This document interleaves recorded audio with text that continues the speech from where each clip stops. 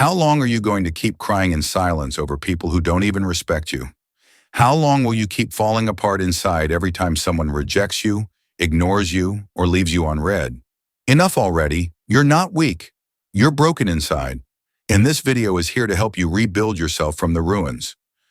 I'm going to take you from the place where anything and everything throws you off balance to a point where no one can shake you, because your power will be fortified from within.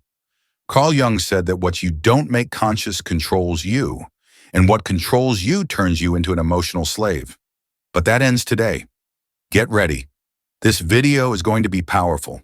This is the end of your emotional weakness and the beginning of your most unshakable version. Stick around till the end, and if this message is already stirring something inside you, hit that like button right now and subscribe. It's completely free. Here, we embody the essence of Carl Jung. Let's go all in. Emotional weakness isn't your fault, but it is your responsibility. Have you ever asked yourself why everything affects you so much? Why even the smallest change in someone else leaves you overthinking for hours? Why an unanswered message or a poorly chosen word shakes you like you've been wounded to your core? It's not that you're weak. It's that you're carrying an emotional load that isn't entirely yours. You're reacting from a nervous system shaped by years of unresolved wounds, by internal demands you can't see but definitely feel. And the hardest part? You've normalized this emotional fragility, thinking it's part of who you are. But first of all, it's not your essence. It's just a reflection of what hasn't been healed. Carl Jung said it clearly: we are not what happened to us. We are who we choose to become with what happened to us. That means your sensitivity doesn't have to keep being a battlefield where any word knocks you down and any conflict leaves you breathless. What you need isn't to harden. It's to wake up to your own inner power and take back emotional control over your life. Being emotionally strong doesn't mean you stop feeling. It means you feel everything, without letting any of it control you. It's having the courage to stay centered in the middle of the storm. And that kind of courage isn't inherited. It's trained. Let me tell you a true story that illustrates this perfectly. Mariana is 33. Ever since she was a child, her way of surviving was to please others.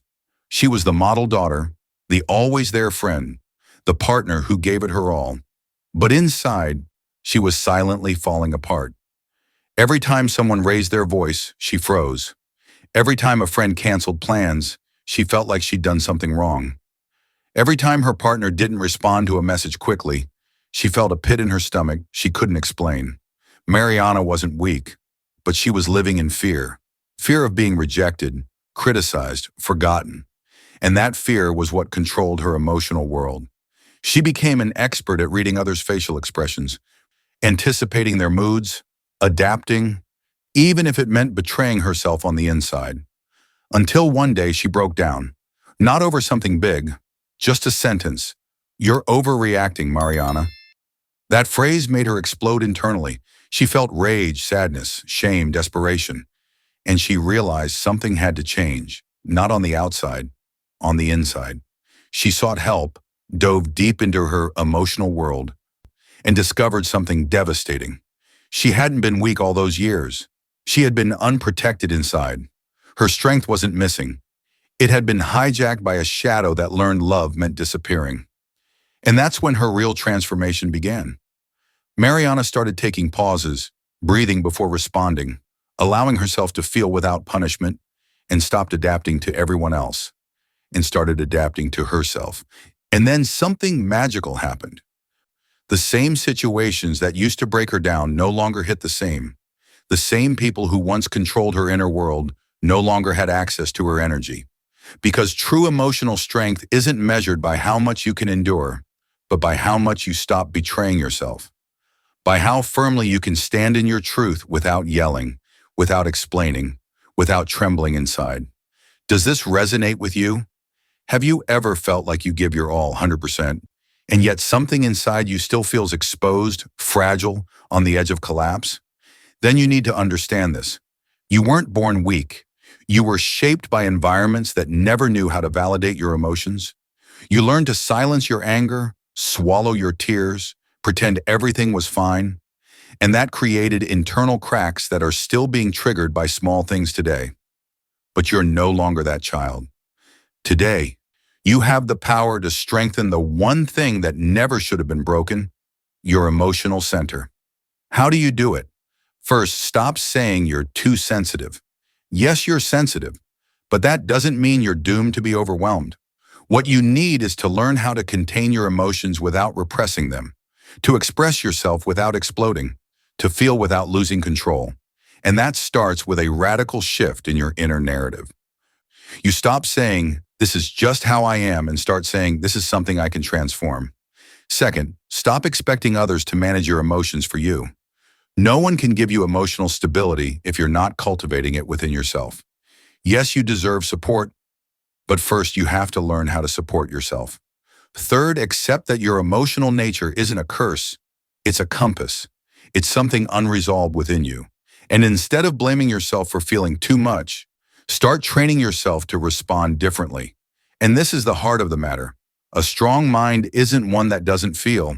It's one that no longer needs permission to feel whole. And that's exactly what we're going to build in the next part. Because what comes next is something very few people understand. Your automatic emotional reactions aren't coming from your true self. They're coming from an unconscious shadow that's still operating from your past. And it's time to stop living from that place. Your emotional shadow is still reacting for you, and you haven't even realized it. Let me take a quick pause and ask you something from the heart. If this content is helping you, if it's bringing value to your journey, I'd really appreciate it if you'd subscribe to the channel. That's what allows me to keep creating these soul-driven messages. And the best part? It's completely free. So if you want to keep raising your energy with this community, hit that subscribe button and let's keep going. Because the most powerful part is still ahead. Listen to this carefully. Every time you explode, break down, beg, justify yourself, or freeze in the face of an emotion, that's not you. That's a part of you acting from the shadow, a part that froze at some point in the past and has now become an expert at manipulating your present. Yes, what you've been calling, "This is just how I am," is actually an emotional program, inherited, learned, or implanted through trauma, that keeps reacting as if everything were a threat. And if you don't see it, if you don't recognize it, you'll keep falling into the same trap, believing your emotional weakness is your true identity. And it's not. Carl Jung was crystal clear about this. The shadow is everything your ego refuses to acknowledge as part of you.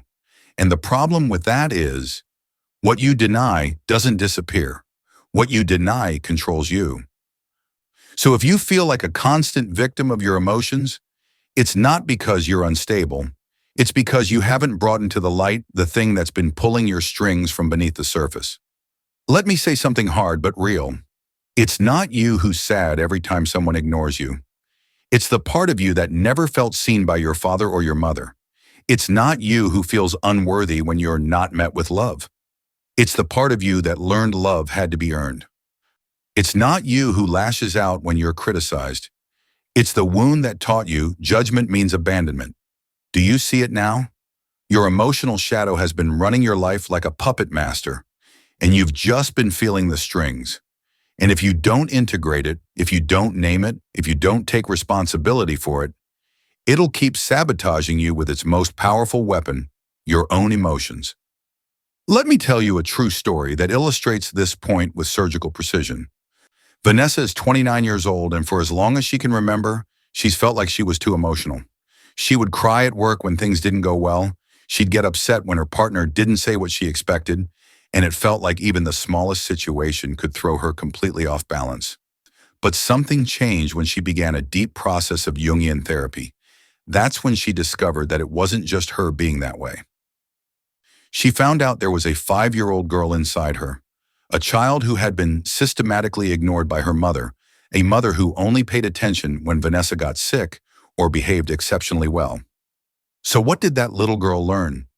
That in order to be seen, she had to suffer. That showing intense emotions was the only way to get the affection that otherwise never came. Vanessa didn't realize it at the time, but every overblown reaction, every out-of-proportion emotional meltdown, was that little girl crying out for the love she never received. Her shadow was in charge of her emotional world, And as long as that remained the case, Vanessa would never truly feel at peace. But once she understood that, everything shifted. She began to speak to that wounded part of herself and would say, "You don't have to cry to be seen anymore. I see you. I'm here." And that simple practice of inner dialogue was like shining a light into a place that had lived in darkness for years. Vanessa didn't become cold. She became present. She no longer reacted from unconscious pain. She responded from awareness. And that's exactly what you need to start doing. Because you can't become emotionally strong if you keep denying that many of your reactions don't come from your true self, but from your shadow. You can't control what you haven't acknowledged. So how do you know when it's your shadow reacting? Pay attention to your disproportionate emotions, the ones that hit you like a hurricane over things that shouldn't hurt that much, the ones that leave you drained, exhausted, and empty. That's where your shadow lives. And that's where you need to go.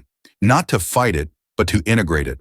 Because when you take responsibility for that wounded part of you, something miraculous happens. The same emotion that used to destroy you becomes a source of power. That sensitivity that once made you vulnerable becomes your sharpest antenna for knowing who's safe and who's not. See the shift? It's not about repressing what you feel.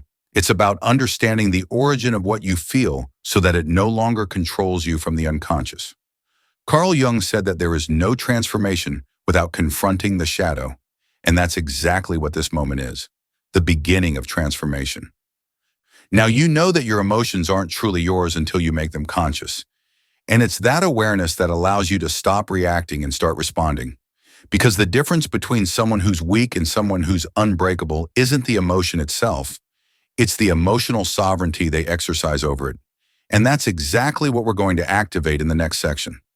Now that you know who's been reacting inside you, I'll show you how to regain control, find your center, and stay emotionally present, even in your most intense moments.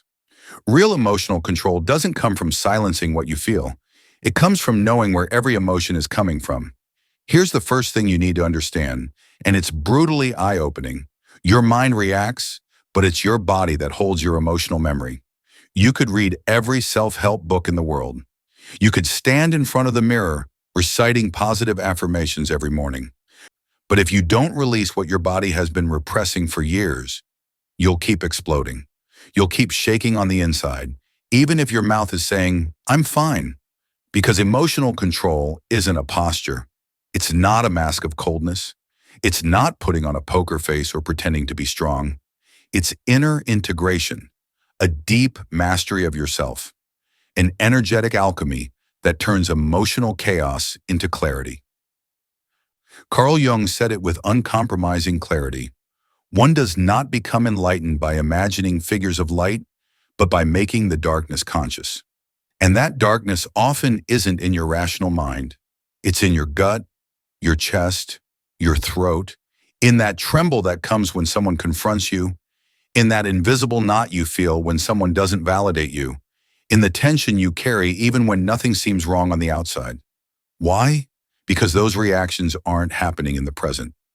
They're being triggered by an emotional system that learned, long before you were aware, that feeling was dangerous. And until you reprogram that bodily response, you'll keep losing control. Let me show you with a real story. Sabrina is 38 and has a brilliant career. On the outside, she's confident, decisive, and professional. But every time her boss raised his voice, even slightly, something inside her would shut down. She'd go completely blank. She couldn't respond. Then she'd spend hours crying silently afterward. She couldn't understand why something so small affected her so deeply. Until during a powerful session of emotional bodywork, her therapist asked one simple question: "Where do you feel it in your body?" Sabrina answered, "In my chest, like I'm being crushed." And that's when the memory came flooding back. As a child, her father used to yell. He never hit her, but his shouting was so forceful and threatening that her body learned to freeze. Her nervous system, trying to protect her, went into survival mode. And now, 30 years later, her body was still obeying that old command. Stay quiet, don't respond, lower your head, hold it in. That wasn't weakness. That was body memory. But Sabrina did something powerful. She began working with breath work, targeted emotional release, cathartic journaling, and affirmations, not just spoken, but felt in the body. She started talking to the part of herself that trembled, saying, "You're not there anymore. This isn't punishment. You can respond from your adult self. I'm holding you now." And slowly, things changed. She didn't just stop breaking down. She started shining in situations that used to intimidate her. The voice that used to go silent now came out clear, steady, soft, but powerful. Because she stopped trying to find strength through control and started finding it through integration. You see, you don't need to repress your emotions to stop being weak. You need to integrate the root of those emotions. And for that, you have to move from thought to body, from mind to emotion, from theory to nervous system.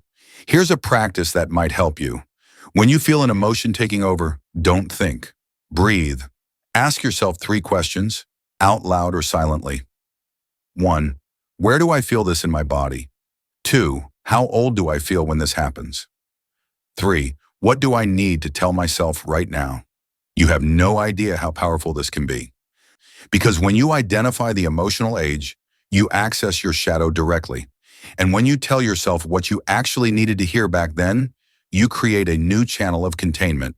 That channel is called inner presence. And that presence is what separates someone who's emotionally unstable from someone who is emotionally sovereign.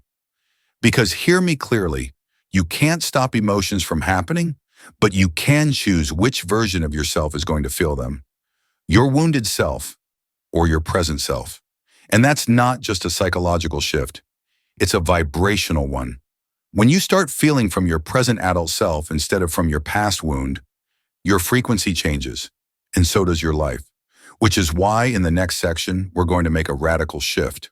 We're going to dismantle the myth that being strong means not needing anyone. Because the truth is far more complex. And this is exactly where so many people trying to heal keep falling apart. True emotional power is born the moment you stop begging for connection and become your own anchor. There's a phrase that echoes like an ancient wound every time someone feels abandoned, rejected, or alone. What did I do wrong for them not to love me? And right there is the root of emotional weakness. Believing your worth depends on others. Believing your inner stability depends on how you're treated externally. That if they love you, you're okay. But if they pull away, you fall apart. And just like that, without realizing it, you enter an endless cycle of seeking validation, doing more than you can, being more than you are, suppressing what's burning inside you, all just to keep close someone who, many times, doesn't even know how to hold themselves. Why do you do this? Because at some point, someone taught you that you had to be good to be loved, that being sweet, docile, available, compliant, emotionally accessible was the only way not to be abandoned. And that is the biggest energetic trap of your life. Carl Jung said the soul cannot tolerate falseness, and that includes being false with yourself. When you pretend you're fine so you don't inconvenience others, you betray yourself. When you push yourself to care for everyone while falling apart inside, you abandon yourself. When you stay silent so they won't leave, you destroy yourself. And that kind of emotional self-annihilation isn't noble. It's not being a good person. It's unconscious programming based on fear and emotional scarcity. And like everything that comes from fear, it's never enough. Let me tell you a story that illustrates this wound with brutal force. Maria is 34 years old, and all her life, she's been the strong one. The one who doesn't cry, the one who takes care of everyone else, the one who fixes things, holds everything together, endures. But every time a relationship ends, Mariana breaks, not in front of others, of course, but in solitude, in that corner where no one sees her. In her most recent relationship, everything seemed to be going well, until her partner started pulling away. Instead of speaking up, Mariana tried harder. She cooked more, was more patient, swallowed more of her truth, and he kept drifting away, until one day, without any explanation, he disappeared. He blocked her on everything. And for the first time in her life, Mariana couldn't keep up the act. She collapsed, hard. And in that emptiness, she realized something. She had never truly loved herself. She had built her entire identity around being lovable to others. But when no one was left, she didn't know who she was. In therapy, she discovered that from a young age, she had taken on the role of the strong one because her mother was emotionally unstable and her father was absent. Mariana had stepped into the role of her own parents, and as an adult, she repeated the same pattern. Care for others in order to feel worthy. But everything changed the day she decided to stop. She stopped texting her ex. She stopped chasing affection. And in a deep act of self-love, she moved into her own place for the first time. Not because she wanted to be alone, but because she needed to rebuild herself from silence, from her own center. She started doing things that scared her, eating alone at a restaurant, going to the movies by herself, speaking to herself with love in the mirror. Every day, one small decision. I'm not going to beg for love. Today, I choose myself.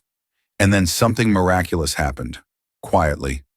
She stopped being weak, not because she stopped feeling, but because she finally understood that her emotional center didn't depend on anyone else. Do you see it now? You don't become emotionally strong by repressing what you feel. You become strong when you know that even if it hurts, you've got yourself. And that's the only route no one can take from you. So listen to me carefully. If you're waiting for someone to come back so you can feel okay again, if you're putting off your healing until you get an apology, if you're silently breaking down while pretending to be the strong one, you're not being brave, you're surviving. And this point in your life isn't about surviving anymore. It's about making a brutal, definitive decision. I'm no longer giving my peace away to anyone. It doesn't matter if it's your partner, your ex, your mother, your boss, or your best friend. If someone has the power to destroy you emotionally, it's because you handed them the keys. And that ends today. Because now, from this level of awareness you're stepping into, you're going to learn to return to yourself every time you lose your way. And that's exactly what I'll teach you in the next section. Because there's still something even more powerful to uncover. How to hold yourself together, even when everything around you is falling apart, without shutting down, without hardening, without losing yourself. Get ready. What comes next won't just change you emotionally. It will make you a presence no one can ignore. True strength isn't coldness. It's conscious emotional presence. You've made it this far searching for a solution, a way through the emotional chaos that's been running your life. And if you've stuck with this process to this point, it's because a part of you is no longer willing to keep surviving off the same inner ruins. A part of you is ready to stand tall, even when everything around you shakes. But there's something you need to understand with brutal clarity. Becoming emotionally strong doesn't mean you stop feeling. It means you feel everything without losing yourself. That's the difference between emotional immaturity and emotional sovereignty. Immaturity reacts, dissociates, overflows, or shuts down.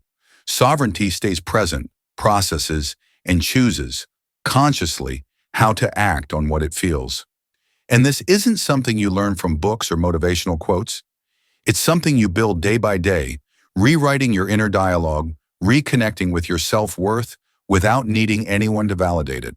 Carl Jung said it best, "Who looks outside dreams, who looks inside awakens." And awakening in this case means realizing you're no longer that child no one held. You're no longer the broken version of yourself who needed someone to come save her. You are the conscious adult who can hold yourself. And that is real power. Let me tell you a story that proves it.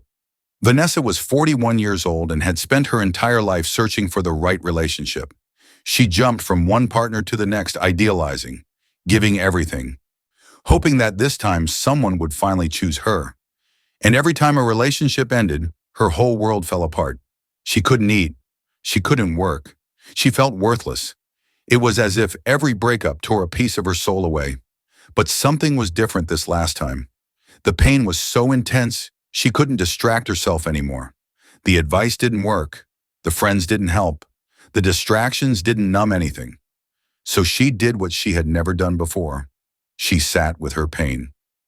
She breathed through it, wrote about it, stripped it bare, and she realized something devastating. Every relationship she'd had was a desperate attempt not to feel alone. But what had truly been destroying her was her disconnection from herself. So she began a daily practice that changed her life.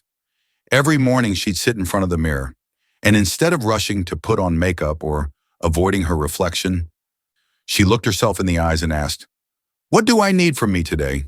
And then she gave it to herself.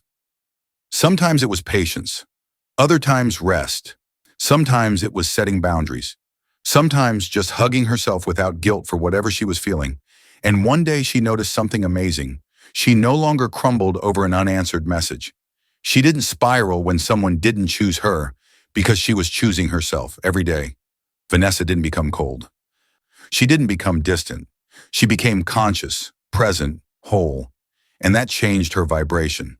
Today, when she speaks, people listen. When she walks into a room, you feel her. Not because she yells, not because she demands attention, but because she no longer needs to force anything. Because when you learn to fully inhabit yourself, your presence alone makes an impact. That's the final message of this point. Emotional strength isn't insensitivity, apathy, or repression. It's presence. It's inner power. It's conscious vibration. And when you reach that state, there's no turning back. Pain may still come.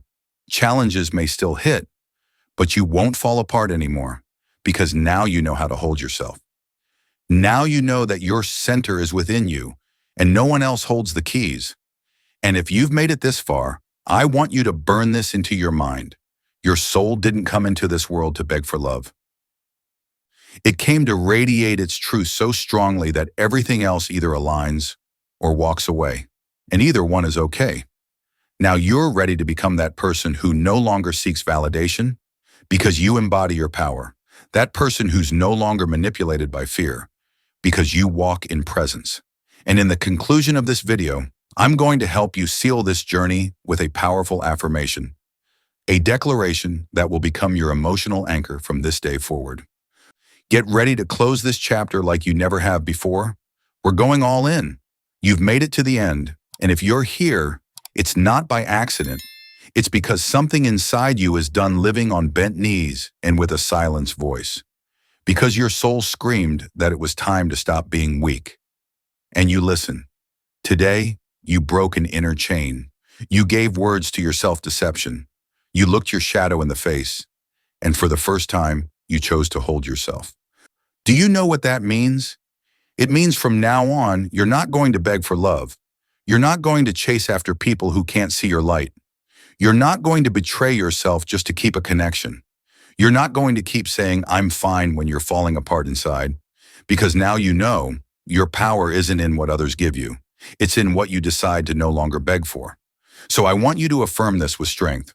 I want you to declare it in the comments, not for me, but for you, so your subconscious records this new truth as a sacred command. Write it right now. I choose to stop being emotionally weak. I am my strength. I am my root. I am unbreakable. And when you write it, you affirm it. When you affirm it, you embody it. And when you embody it, there's no going back. If this message resonated in your soul, it's time to take the next step. Subscribe now so we can keep raising your vibration with every new video. Give this video a like so more souls can hear what has freed you today. Share it with someone you know needs to let go to heal. And of course, leave your affirmation in the comments so this message is sealed in your energy. But above all, don't leave just yet. There's so much more waiting for you. Dive into the other videos here on the channel and keep expanding your energy and your power. I'll see you in the next video.